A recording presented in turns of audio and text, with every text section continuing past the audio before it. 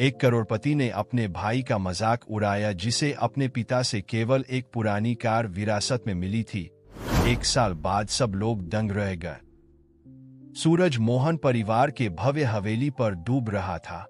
आसमान को लाल और सुनहरे रंगों से रंग रहा था। मुख्य कार्यालय में एक तनावपूर्ण सन्नाटा छाया हुआ था। 28 वर्षीय अरुण मोहन खिड़की के पास खड़े थे। उनकी नजरें क्षितिज पर टिकी हुई थी। उनके बड़े भाई राजेश 32 वर्ष के कमरे में बेचैनी से टहल रहे थे। दोनों अपने पिता, हाल ही में दिवंगत हुए real estate magnet Shri Suresh Mohan की वसीयत के पढ़े जाने का इंतजार कर रहे थे। परिवार के वकील डॉ. रमेश वर्मा, एक मध्यम आयु वर्ग के व्यक्ति जिन्होंने पतले फ्रेम का चश्मा और एक दमदार सूट पहना हुआ था, ने दस्तावेज पढ़ना शुरू करने से पहले अपना गला साफ किए। मैं, सुरेश मोहन, अपनी पूरी मानसिक क्षमता में घोषणा करता हूं कि यह मेरी अंतिम वसीयत है। अरुण ने अपनी आंखें बंद कर ली, अपने पिता के साथ बिताए पलों को याद करते हो। अपनी कठोरता और मांगों के बावजूद श्री सुरेश हमेशा एक निष्पक्ष व्यक्ति रहे थे, या कम से कम वह ऐसा ही मानता था। मेरे बड़े बेटे राजेश मोहन को मैं अपनी सभी जमीनें, मुख्य हवेली और सभी संबंधित संपत्तियों सहित छोड़ता हूं। इसके अलावा वह मोहन रियल एस्टेट कंपनी में मेरे 80% शेयर प्राप्त करेगा। राजेश एक संतुष्टि भरी मुस्कान को रोक नहीं पाए। अरुण, दूसरी ओर, महसूस किया कि जमीन उनके पैरों के नीचे से खिसक रही थी। वह जानता था कि उनका बड़ा भाई हमेशा से उनके पिता का पसंदीदा रहा था, लेकिन उन्होंने कभी नहीं सोचा था कि अंतर इतना बड़ा होगा। मेरे छोटे बेटे अरुण मोहन को डॉ. वर्मा ने जारी रखा, मैं अपनी 1967 मॉडल की एम्बेसडर कार छोड़ता हूं, जो वर्तमान में हवेली के गोदाम में रखी हुई है। साथ ही कंपनी के बचे हुए 20% शेयर। कमरे में एक भयानक सन्नाटा छा गए। अरुण ने महसूस किया कि उनकी नसों में खून उबल रहा था। एक पुरानी कार, क्या यही उनकी पूरी विरासत थी? राजेश ने एक उपहासपूर्ण हंसी के साथ चुप्पी तोड़, वार, छोटे भाई, लगता है पापा ने तुम्हें अपना कबान छोड़ दिए। क्या तुम्हें पेट्रोल के लिए पैसे उधार चाहिए? अरुण ने अपने गुस्से को काबू में रखते हुए मुट्ठियां भींच ली। मुझे तुम्हारे पैसों की जरूरत नहीं है राजे, न तुम्हारे न किसी और के। अरे, इतने घमंडी मत बनो। राजेश ने अपने भाई की पीठ पर झूठी दोस्ती से थपथपाते हुए कहा। आखिरकार किसी को तो उस जंग खाए लोहे के ढेर को बनाए रखना हो, या तुम सोचते हो कि तुम उन 20% शेयरों से जी पाओगे? हम दोनों जानते हैं कि तुम्हें व्यवसाय चलाने की कोई समझ नहीं है। डॉ. वर्मा, जो स्पष्ट रूप से असहज महसूस कर रहे थे, ने हस्तक्षेप करने की कोशिश की। साहबान, कुछ अतिरिक्त विवरण जो। लेकिन अरुण अब नहीं सुन रहा था। एक तेज हरकत के साथ वह दरवाजे की ओर बढ़ गए। अपने पैसे और अपनी जमीनें अपने पास रखो राजे, मैं अकेले ही अपना ध्यान रखूंगा। अरुण, रुको, वकील ने पुकारा, लेकिन युवक पहले ही बाहर निकल चुका था, दरवाजे को जोर से बंद करते हुए। बाहर रात हवेली पर छा गई थी। अरुण बिना किसी दिशा के चलता रहा। उसका दिमाग भावनाओं का भंवर था। उसके पिता ने उसके साथ ऐसा कैसे कर सकता था? क्या वे उससे प्यार नहीं करते थे, या क्या वे वास्तव में उसे उतना ही अक्षम समझते थे जितना राजेश ने हमेशा इशारा किया था? बिना जाने उसके कदम उसे पुराने गोदाम तक ले गए। वहां एक धूल भरे कपड़े से ढकी 1967 मॉडल की एम्बेसडर कार खड़ी थी। अरुण ने एक झटके से कपड़ा हटा दिया, जिससे कार की जंग लगी बॉडी और दरार पड़ी खिड़कियां सामने आ गई। क्या यही मेरी महान विरासत है? उसने करवाहट से बुदबुदाया, धूल से ढकी बोनट पर हाथ फेरते हो। अचानक एक परिचित आवाज ने उसे चौंका दिए। सब कुछ वैसा नहीं होता जैसा दिखता है अरुण। यह लक्ष्मी थी, घर की देखभाल करने वाली महिला जो दशकों से मोहन परिवार के लिए काम कर रही थी।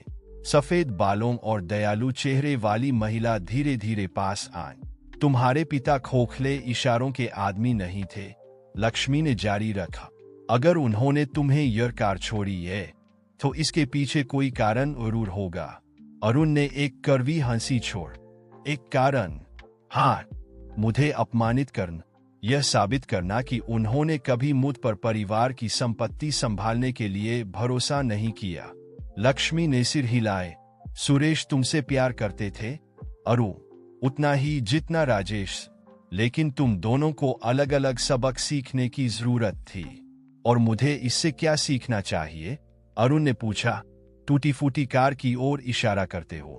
लक्ष्मी ने रहस्यमय ढंग से मुस्कुराए, यह मेरे प्यारे बच्चे, कुछ ऐसा है जो तुम्हें खुद ही खोजना होगा, लेकिन मैं तुम्हें एक बात बताऊंगी, कभी कभी सबसे बड़े खजाने सीधे आंखों के सामने छिपे होते हैं। इन रहस्यमय शब्दों के साथ लक्ष्मी चली गई, अरुण को अपने विचारों और एक कार के साथ अकेला छोड़कर, जो एक वरदान की तुलना में अधिक बोझ लग रही थी। जैसे जैसे वह चांदनी की धुंधली रोशनी में एम्बेसडर को देखता रहा, अरुण खुद से पूछे बिना नहीं रह सका, इस पुरानी मशीन में क्या रहस्य छिपे हैं? और उसके पिता ने इस अजीब विरासत के साथ उसे क्या सबक सिखाना चाहा था? अरुण को नहीं पता था कि भाग्य का यह प्रतीत होने वाला उलटफेर उसके जीवन को हमेशा के लिए बदलने वाले एक साहसिक अभियान की शुरुआत मात्र थी। वसीयत पढ़े जाने के बाद के दिन अरुण के लिए भावनाओं का भंवर था। आसमान विरासत की खबर मोहन परिवार के सामाजिक दायरे में तेजी से फैल गई थी, और जहां भी वह जाता, दया भरी नजरें और फुसफुसाहट उसका पीछा करती थी। राजेश अपनी ओर से अपनी नई स्थिति को रगड़ने का कोई मौका नहीं छोड़ता था। कंपनी के अधिग्रहण की पार्टी में उसने सभी मेहमानों के सामने अपना गिलास उठाया और नकली दयालुता से कहा, और मेरे प्यारे भाई अरुण के लिए एक तालियां, जो निश्चित रूप से हम सभी को अपने विशेष विरासत से जो कुछ भी हासिल करेगा उससे चौंका देगा। छिपी हुई हंसी और असहज नजरें अरुण के लिए छुरों की तरह थीं, जो पार्टी को पहले से कहीं ज्यादा अपमानित महसूस करते हुए छोड़ गए। उस रात शहर में किराए पर लिए गए छोटे से अपार्टमेंट में बैठे अरुण एम्बेसडर के लोगों वाली चाबी को घूरता रहा।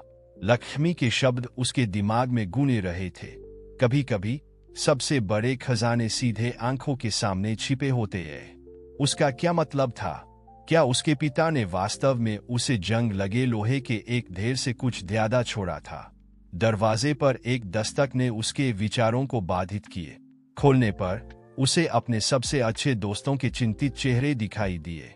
विकास, एक क्लासिक कारों का शौकीन मैकेनिक, और आकांक्षा, एक प्रतिभाशाली इंजीनियरिंग छात्र। क्या तुम ठीक हो, आदित्य? आकांक्षा ने बिना इंतजार किए अंदर आते हुए पूछा। हमने सुना कि पार्टी में क्या हुआ?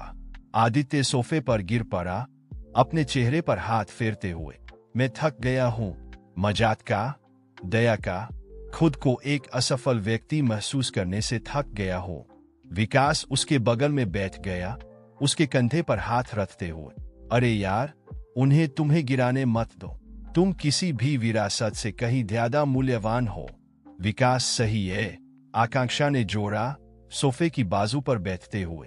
और कौन कहता है कि वह कार कुछ खास नहीं हो सकती? 67 के इम्पाला क्लासिक और बहुत मांग वाली कारें हैं। आदित्य ने करवाहट से हंस। मांग वाली? आकांक्षा, तुमने रिस्टोर की गई कारों की तस्वीरें देखी है? मेरी कार तो कबाड़खाने से निकाली गई लगती है। बिल्कुल, विकास ने उत्साह से चमकती आंखों के साथ कहा, यह एकदम सही प्रोजेक्ट है। सोचो आदि, हम इसे साथ मिलकर रिस्टोर कर सकते हैं। मेरे मैकेनिक के ज्ञान और पुर्जे खोजने के लिए आकांक्षा के संपर्कों के साथ हम इसे एक शानदार कार में बदल सकते हैं। आदित्य ने अपने दोस्तों को देखा, दिनों में पहली बार उम्मीद की एक चिंगारी महसूस करते हुए। क्या तुम लोग सच में ऐसा कहते हो? क्या तुम्हें लगता है कि हम ऐसा कर सकते हैं? आकांक्षा ने दृढ़ता से सिर हिलाए। हम न सिर्फ कर सकते हैं, बल्कि हमें करना चाहिए। कल्पना करो, जब तुम्हारा भाई पूरी तरह से रिस्टोर की गई कार देखेगा तो उसका चेहरा कैसा होगा? रोहित और उन सभी लोगों को गलत साबित करने का विचार जिन्होंने उसे कम आंका था, आदित्य के दिमाग में जोर पकड़ने लग। शायद आखिरकार उसके पिता ने उसे खुद को साबित करने का मौका दिया था। ठीक है, उसने अंततः कहा, नई ऊर्जा के साथ खड़े होते हुए। चलो ऐसा करते हैं, उस कार को रिस्टोर करें और सभी को दिखा दें कि मैं किस मिट्टी का बना हूं। विकास उत्साह से कूद पड़ा। ऐसी ही बात करो, कल ही हम कार को देखेंगे और एक कार्य योजना बनाएंगे। आकांक्षा मुस्कुराई। अपना टैबलेट निकालते हुए, मैं मॉडल के बारे में शोध करूंगी और उन पुर्जों की सूची बनाऊंगी जिनकी हमें संभवतः आवश्यकता होगी। जैसे जैसे उसके दोस्त योजनाओं और रणनीतियों में डूब गए, आदित्य ने महसूस किया कि उसके कंधों से एक बोझ उतर गया है। अपने पिता की मृत्यु के बाद पहली बार उसके पास एक उद्देश्य था, कुछ ऐसा जिसके लिए लड़ा जा सके। अगली सुबह तीनों दोस्त मोंटेरो हवेली के बड़े शेन की ओर गए। आदित्य ने मारिया को फोन करके उन्हें प्रवेश की अनुमति दी थी। इस प्रकार रोहित के साथ एक अजीब मुठभेड़ से बचा जा सका। जब उन्होंने इम्पाला को ढकने वाले कपड़े को हटाया तो विकास ने प्रशंसा में सीटी बजा। वाह, इसे बहुत काम की जरूरत है, लेकिन मैं इसकी क्षमता देख सकता हूँ। जब हम इसके साथ खत्म हो जाएंगे तो यह बेबी एक सुंदरता होगी। आकांक्षा दूसरी ओर गाड़ी के अंदरूनी हिस्से को गंभीरता से जांच रही थी। अपहोल्स्ट्री बर्बाद हो गई है, लेकिन संरचना मजबूत लगती है। और यह देखो, आदित्य और विकास पास आए। आकांक्षा कार के फर्श पर ड्राइवर सीट के पास कुछ इशारा कर रही थी। यह एक छिपा हुआ दरवाजा लगता है, आदित्य ने उत्सुकता से कहा। सावधानी से तीनों ने छोटे छिपे हुए कंपार्टमेंट को खोलने के लिए काम किए। अंदर उन्हें एक फीला पड़ा हुआ लिफाफा मिल। कांपते हाथों से आदित्य ने उसे खोला। अंदर एक पत्र था जो उसके पिता की अपरिवर्तनीय लिखावट में लिखा गया था। प्रिय आदित्य, उसने जोर से पढ़ना शुरू किया। अगर तुम यह पढ़ रहे हो तो इसका मतलब है कि तुमने मेरे द्वारा दिए गए चुनौती से हार नहीं मानी है। मुझे तुम पर गर्व है मेरे बेटे। यह कार सिर्फ एक साधारण विरासत नहीं है, यह विश्वास और दृढ़ संकल्प की एक परीक्षा है। आदित्य की आवाज टूट गई। वह आगे पढ़ने में असमर्थ था। आकांक्षा ने पत्र लिया और पढ़ना जारी रखा। मुझे पता है कि तुम सोच रहे होंगे कि मैंने तुम्हें तुम्हारे भाई से कम क्यों दिया है। सच यह है कि तुम दोनों को बढ़ने के लिए अलग अलग सबक सीखने की जरूरत है।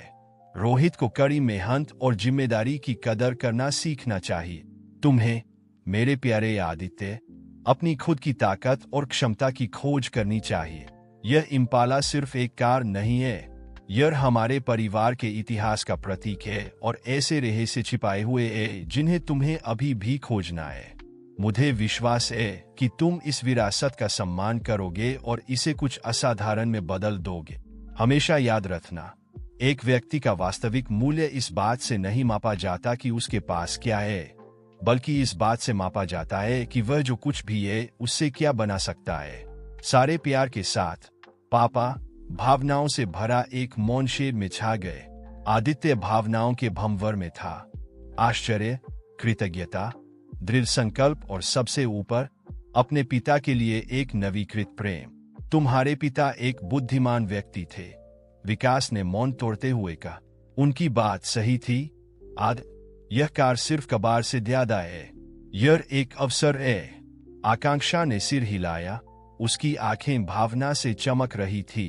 और हम तुम्हें इसका अधिकतम लाभ उठाने में मदद करेंगे। चलो इस इम्पाला को इस शहर की सबसे प्रभावशाली कार में बदल देते हैं। आदित्य ने अपने दोस्तों और फिर पुरानी शेवरोले को देखा। पहली बार उसने जंग लगे धातु के ढेर के बजाय संभावनाओं से भरी एक खाली कैनवास देखा। धन्यवाद पापा, उसने कार के बोनट को सहलाते हुए कहा। मैं आपको निराश नहीं करूंगा। नए दृढ़ संकल्प के साथ आदित्य, विकास और आकांक्षा ने रिस्टोरेशन की योजना बनानी शुरू कर दी।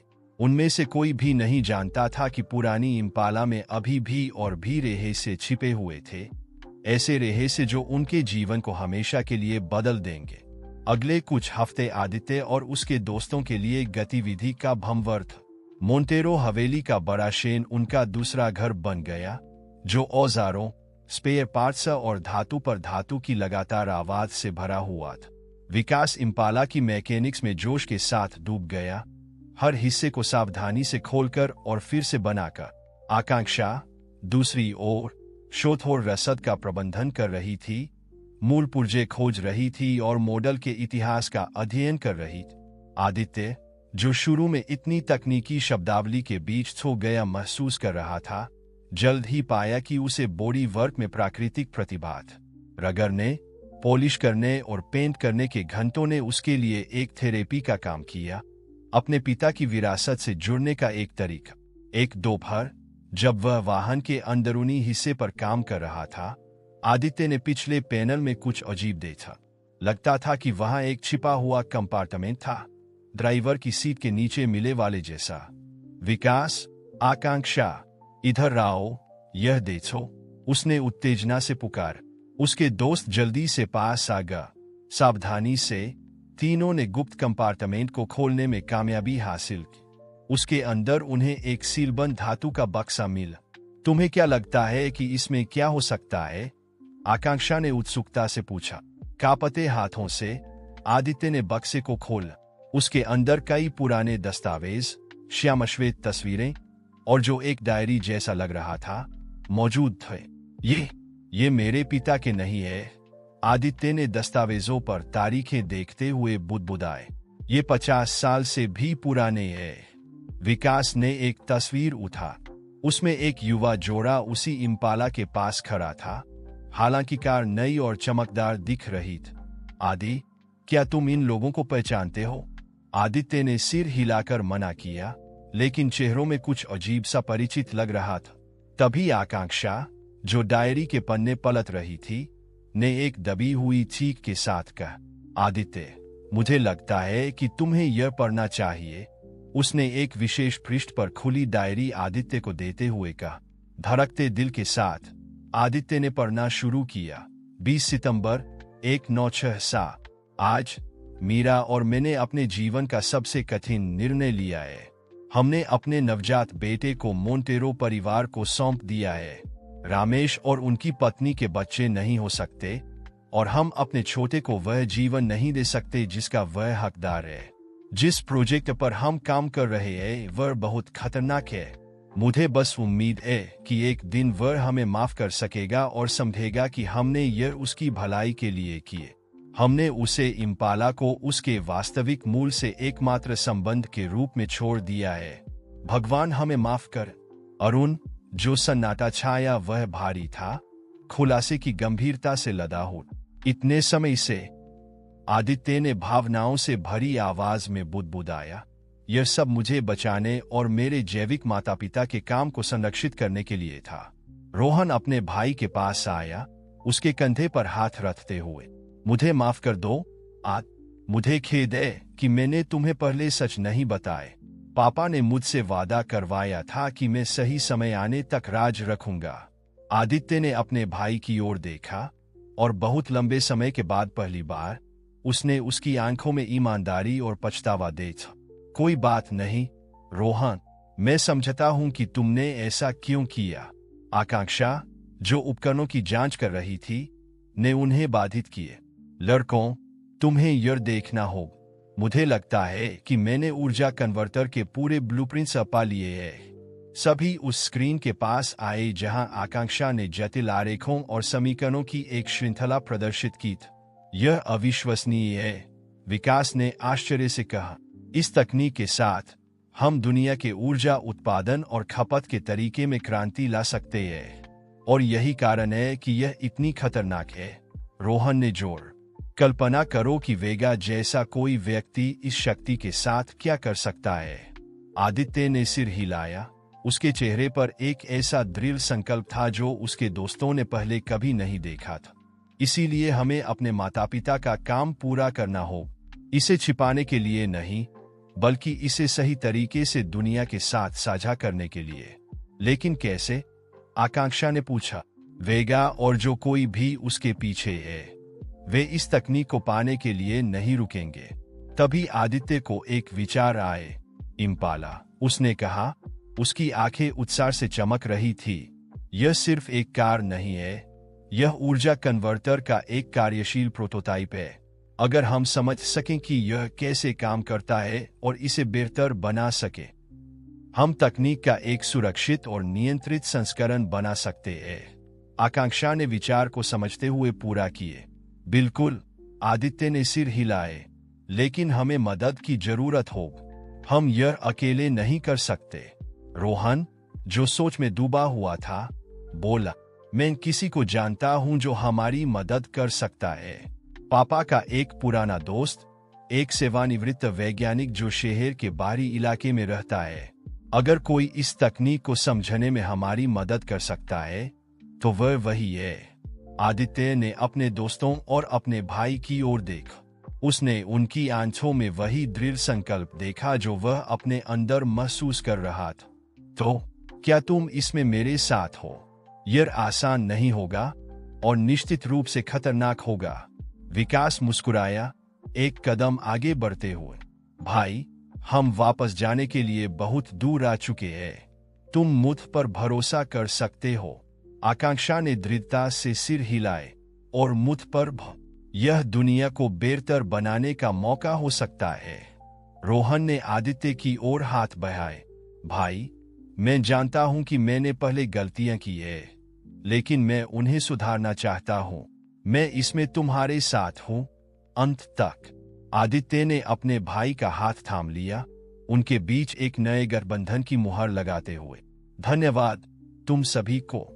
साथ मिलकर हम अपने माता पिता की विरासत का सम्मान करेंगे और सही काम करेंगे।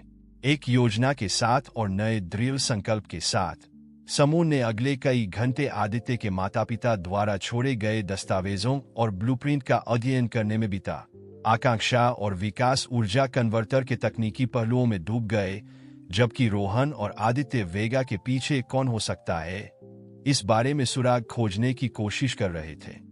जब झोंपड़ी की खिड़कियों से सुबह की पहली किरणें झांकने लगीं, आदित्य ने सबका ध्यान आकर्षित किए। मुझे लगता है कि अब हमें चलना चाहिए।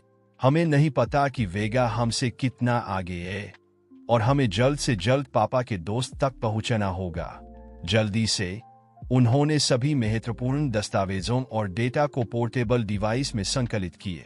जाने से पहले आदित्य ने झोंपड़ी पर एक अंतिम नजर डाली, यह जानते हुए कि वह अपने गोद लेने वाले पिता के साथ अपने अंतिम भौतिक संबंध को पीछे छोड़ रहा था।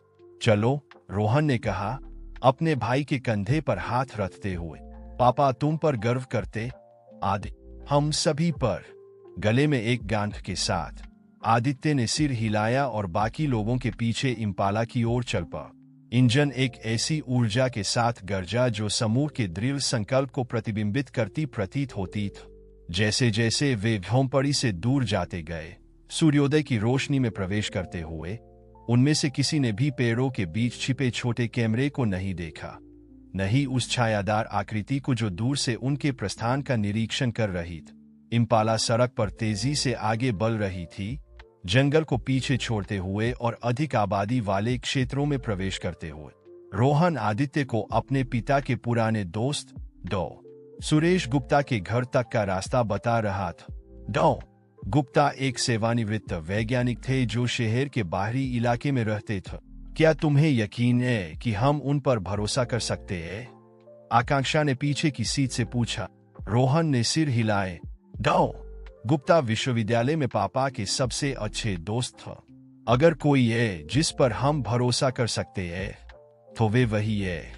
कई घंटों की यात्रा के बाद वे एक मध्यम आकार के 2 मंजिला घर के सामने पहुंचे, जो घने बगीचे से घिरा हुआ था। आदित्य ने इम्पाला को पार्क किया और सभी उतर गए, किसी भी खतरे के संकेत के प्रति सतर्क। रोहन आगे बढ़ा और डोरबेल बजा।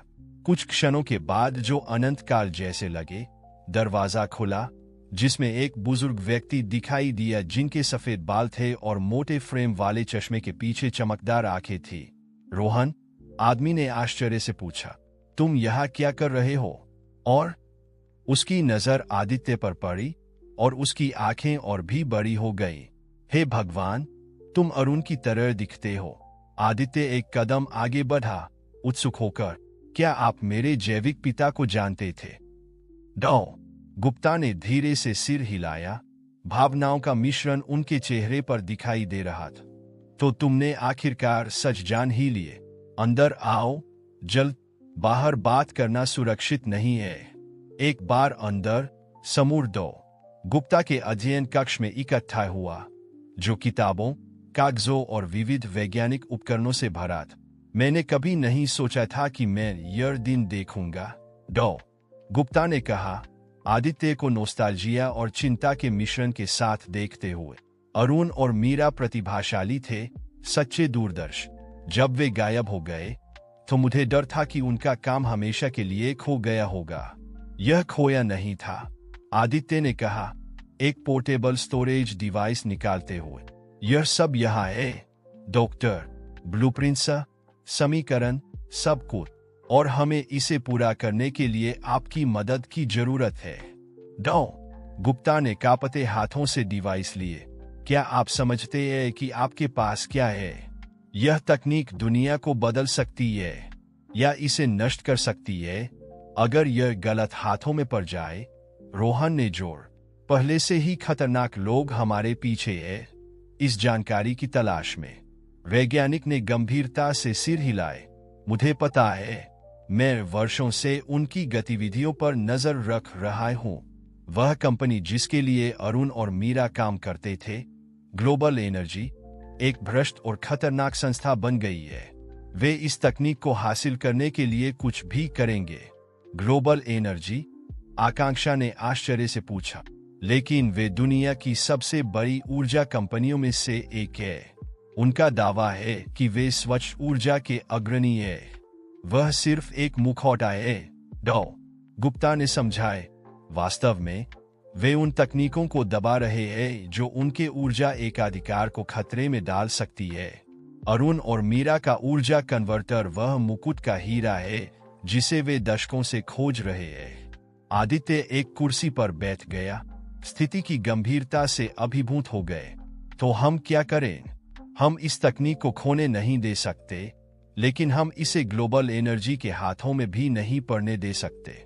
डॉ. गुप्ता एक पुरानी अलमारी के पास गए और एक जटिल संयोजन डालने के बाद उसे खोला, जिससे एक मिनी लैब प्रकट हो। हमें तुम्हारे माता पिता का काम पूरा करना होगा, आदित्य। कन्वर्टर को बेहतर बनाना होगा, इसे सुरक्षित बनाना होगा, और सबसे महत्वपूर्ण, इसे दुनिया के साथ इस तरह से साझा करने का तरीका खोजना होगा कि कोई भी इस पर एकाधिकार न कर सके। विकास, जिसने डॉ. गुप्ता के उपकरण की जांच की थी, पहली बार बोल, लेकिन इसमें समय लगेगा और ग्लोबल एनर्जी हमारे पीछे है।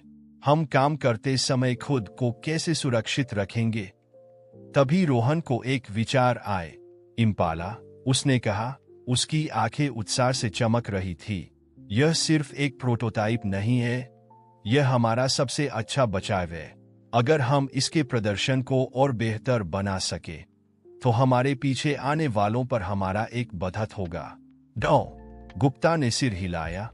उनके ह्यूरीदार चेहरे पर एक मुस्कान फैल गई। शानदार!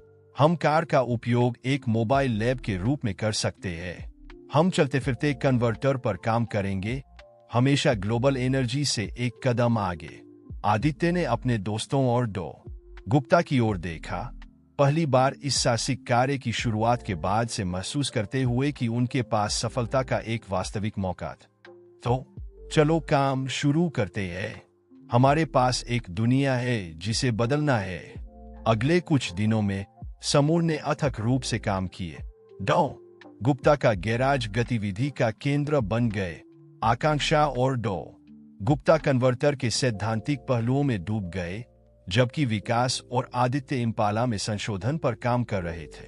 रोहन अपनी ओर से ग्लोबल एनर्जी की गतिविधियों पर नजर रखने के लिए अपने संपर्कों का उपयोग कर रहा था। एक रात जब सभी लंबे दिन के काम के बाद आराम कर रहे थे, आदित्य ने रोहन को बरामदे में तारों को देखते हुए पाए। सब ठीक है? आदित्य ने पूछा, अपने भाई के बगल में बैठते हुए। रोहन ने एक लंबी सांस ली। बस पापा के बारे में सोच रहा था। वे तुम पर, हम सब पर कितने गर्व करते। मुझे बहुत अफसोस है कि मैंने तुम्हारे साथ पहले कैसा व्यवहार किया, आदि। मैं लालच और ईर्ष्या से अंधा हो गया था। आदित्य ने अपने भाई के कंधे पर हाथ रख। वह सब अतीत की बात है, रोहन। जो महत्वपूर्ण है वह यह है कि हम अब क्या करते हैं। जैसे ही रोहन जवाब देने वाला था, एक इंजन की आवाज ने उन्हें सतर्क कर दिए। एक काली कार घर के सामने रुकी और सभी के आश्चर्य की बात यह थी कि जो उतरा वह कोई और नहीं बल्कि अर्नेस्ट वेगा था। वेगा, आदित्य चिल्लाया, एक झटके में खड़ा हो गए। तुमने हमें कैसे ढूंढ लिया? वेगा ने आत्मसमर्पण के संकेत में हाथ उठा। मैं अकेला आया हूं और शांति से हमें बात करनी है। आदित्य, स्थिति उससे कहीं अधिक जटिल है जितना तुम सोचते हो। रोहन सुरक्षात्मक रूप से अपने भाई के सामने खड़ा हो गए। हम तुम पर क्यों भरोसा करें? क्योंकि, वेगा ने कहा, उसकी आवाज में एक ऐसी भावना थी जो किसी भी भाई ने पहले उसमें नहीं देखी थी। मैं तुम्हारे जैविक माता पिता को जानता था, आदित्य, और मैं इस समय तक उनकी विरासत की रक्षा करने की कोशिश कर रहा हूं। जो सन्नाटा छाया वह बहरा कर देने वाला था। आदित्य और रोहन ने आश्चर्य और भ्रम भरी नजरों का आदान प्रदान किए। क्या यह सच हो सकता था, या यह वेगा का एक और जाल था? जैसे जैसे रात की हवा धीरे धीरे पेड़ों की पत्तियों को हिला रही थी, आदित्य खुद को एक चौराहे पर पाए। क्या उसे उस व्यक्ति पर भरोसा करना चाहिए जो अब तक उसका दुश्मन लग रहा था, या क्या वह अपने जीवन की सबसे बड़ी गलती करने वाला था? इन सवालों के जवाब उनकी इस साहसिक यात्रा के दौरान ऐसे तरीकों से बदल जाएंगे जिनकी कल्पना उनमें से कोई भी नहीं कर सकता था। वेगा की बात सुनकर सभी स्तब्ध थे। आदित्य ने गहरी सांस ली और बोला, अगर आप सच कह रहे हैं तो साबित कीजिए। हमें कुछ ऐसा दिखाइए जो सिर्फ मेरे माता पिता के करीबी व्यक्ति को ही पता हो। वेगा ने अपनी जेब से एक पुराना फोटो निकाल। यह तस्वीर तुम्हारे जन्म के दिन की है, आदित्य। देखो, यहाँ तुम्हारे पिता अरुण है और यह तुम्हारी माँ मीरा, और यह रहा वह इम्पाला जिसे तुम्हारे पिता ने तुम्हारे लिए तैयार किया था। आदित्य ने फोटो को ध्यान से देख। उसकी आंखें भर आईं जब उसने पहली बार अपने जैविक माता पिता को देखा। यह सच है, उसने धीरे से कहा, लेकिन फिर आपने हमें धमकी क्यों दी? क्यों हमारा पीछा किया? वेगा ने एक लंबी सांस ली। मुझे माफ कर दो, आदित्य। मैं तुम्हें और तुम्हारे दोस्तों को खतरे से दूर रखना चाहता था। एनर्जी ग्लोबल के लोग हर कदम पर हमारा पीछा कर रहे थे। मैंने सोचा कि अगर मैं तुम्हें डराकर भगा दूं, तो शायद तुम सुरक्षित रह सकोगे। रोहन ने अविश्वास से सिर हिलाए। लेकिन आप एनर्जी ग्लोबल के लिए काम करते हैं, है ना? वेगा ने सिर हिलाए। हाँ, लेकिन सिर्फ दिखावे के लिए। मैं वास्तव में एक अंडरकवर एजेंट हूं जो सरकार के लिए काम करता है। हम वर्षों से एनर्जी ग्लोबल की गतिविधियों पर नजर रख रहे हैं। आकांक्षा ने पूछा, तो अब हम क्या करें? एनर्जी ग्लोबल अभी भी हमारे पीछे है, वेगा ने गंभीरता से कहा। हमें जल्द से जल्द कन्वर्टर को पूरा करना होगा और इसे दुनिया के सामने लाना होगा। यही एकमात्र तरीका है जिससे हम एनर्जी ग्लोबल को रोक सकते हैं। आदित्य ने अपने दोस्तों और भाई की ओर देखा, फिर वेगा की ओर मुड़। ठीक है, उसने कहा, हम आपके साथ काम करेंगे, लेकिन अगर यह एक धोखा निकला तो? वेगा ने हाथ उठाकर उसे रोका। मैं समझता हूं तुम मुझ पर भरोसा नहीं करते और मैं तुम्हें दोष नहीं देता, लेकिन याद रखो, हम सभी एक ही लक्ष्य के लिए काम कर रहे हैं, एक बेहतर स्वच्छ ऊर्जा वाले भविष्य के लिए। उस रात समूर ने अपनी योजना बना। वे सोनी, रोहन के पिता के दोस्त, से मिलने जाएंगे, कन्वर्टर को पूरा करेंगे और फिर एक सार्वजनिक प्रदर्शन की व्यवस्था करेंगे जिसे एनर्जी ग्लोबल रोक न सके।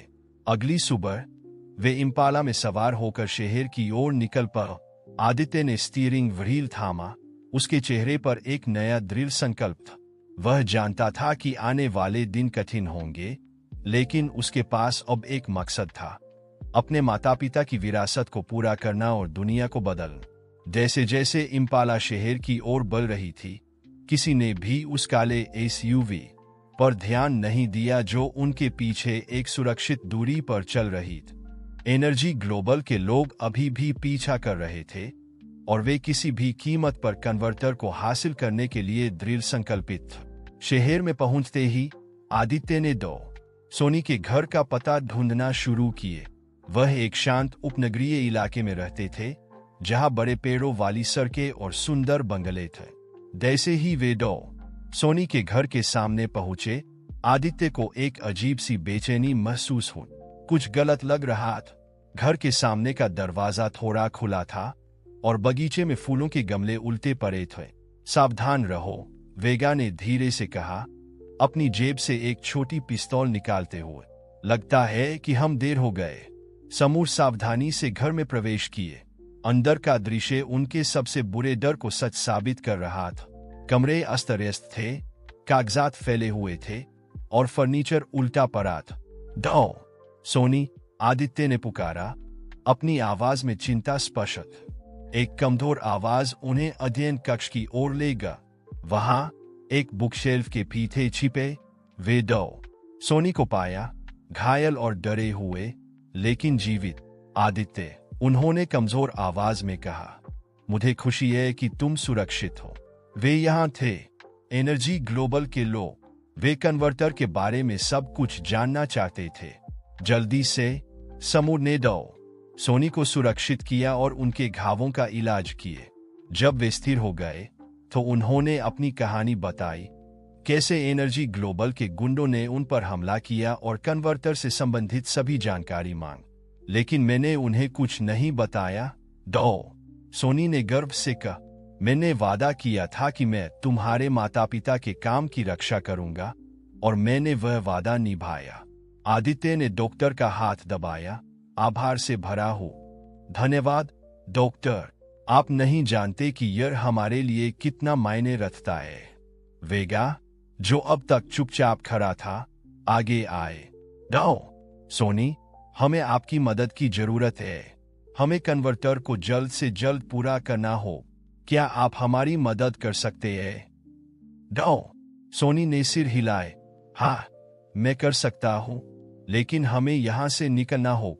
यह जगह अब सुरक्षित नहीं है। इस पर सहमत होते हुए समूह ने जल्दी से अपना सामान इकट्ठा किया और इम्पाला में लद गए। वे जानते थे कि अब उनके पास समय कम था। एनर्जी ग्लोबल उन्हें जल्द ही ढूंढ लेगा। जैसे ही वे शहर से बाहर निकले, आदित्य ने एक निर्णय लिए, हमें वापस उस पुरानी झोंपड़ी में जाना होगा। उसने कहा, वहां हमारे पास काम करने के लिए सब कुछ है और यह एक ऐसी जगह है जिसके बारे में एनर्जी ग्लोबल नहीं जानती। सभी ने सहमति में सिर हिलाए। वे जानते थे कि आने वाले दिन कठिन होंगे, लेकिन उनके पास एक साथ काम करने का दृढ़ संकल्प था। कन्वर्टर को पूरा करना था और इसे दुनिया के सामने लाना था, चाहे जो भी हो जाए। इम्पाला तेजी से सड़क पर दौड़ रही थी। उसका इंजन एक नए युग के आगमन की घोषणा कर रहा था, एक ऐसा युग जहां स्वच्छ ऊर्जा सभी के लिए उपलब्ध हो।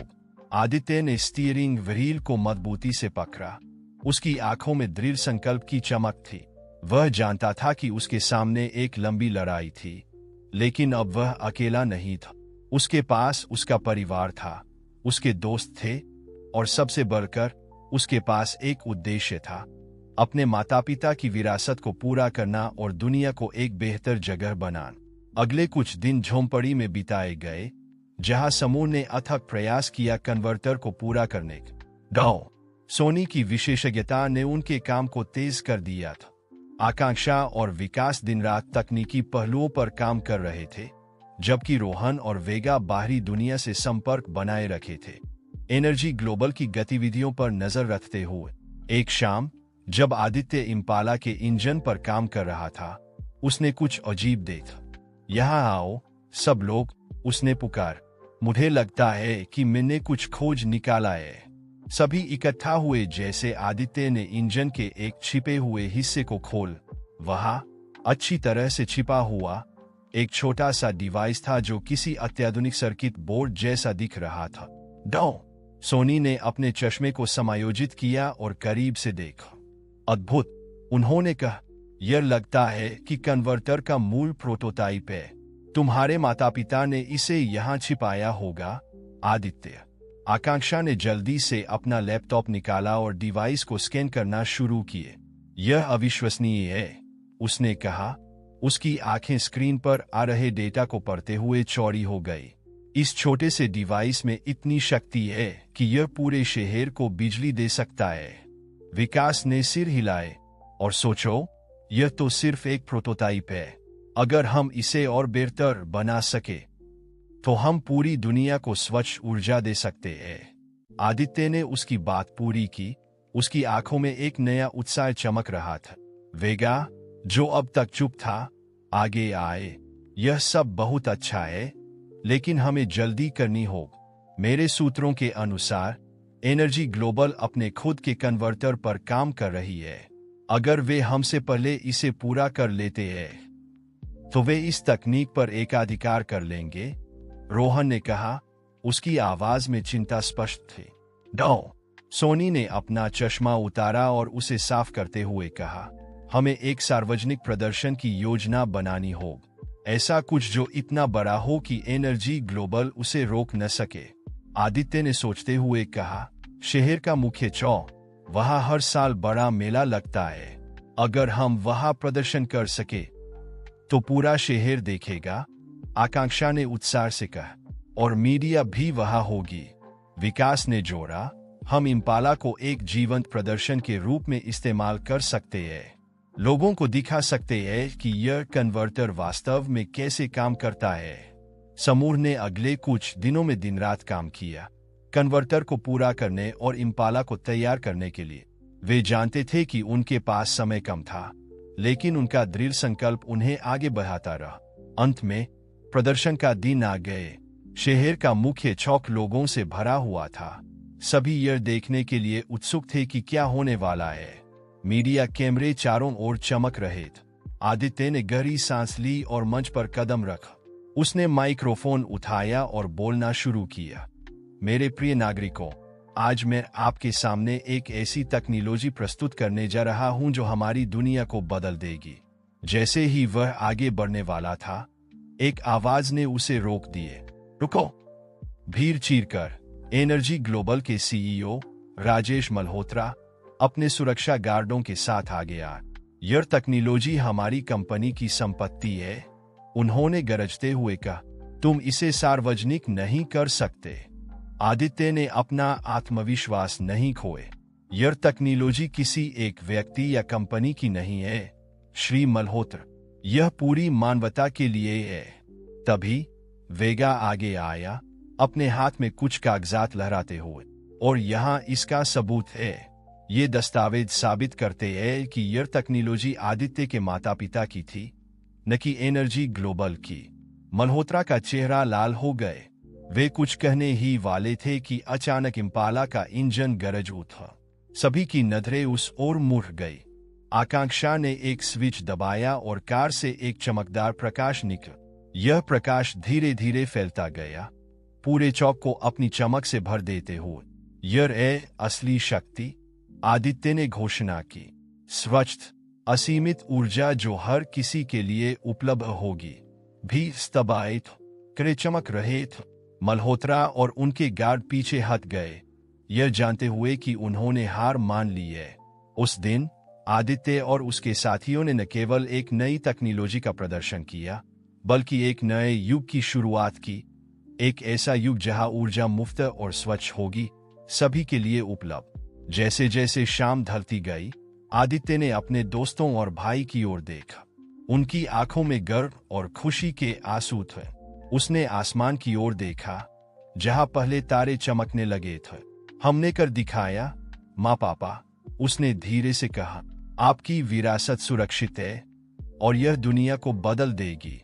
इम्पाला, जो अब सिर्फ एक पुरानी कार नहीं थी बल्कि एक नए युग का प्रतीक बन गई थी, चांदनी में चमक रही थी। उसका इंजन एक नरम गुनगुनाहट के साथ चल रहा था, मानो वह भी इस नए भविष्य का स्वागत कर रहा। आदित्य जानता था कि यह सिर्फ शुरुआत, अभी बहुत कुछ करना बाकी था। लेकिन अब उसके पास एक परिवार था, एक उद्देश्य था और एक ऐसी विरासत थी जिस पर वह गर्व कर सकता था। वह जानता था कि चाहे जो भी चुनौतियां आए, वह उनका सामना करने के लिए तैयार था। और इस तरह एक पुरानी कार की कहानी, जो एक बार त्यागी हुई विरासत थी, अब एक नए युग की शुरुआत बन गई। एक ऐसा युग जहां प्रौद्योगिकी और मानवता एक साथ चलेंगी, एक उज्जवल और स्वच्छ भविष्य की ओर। कहानी का अंत।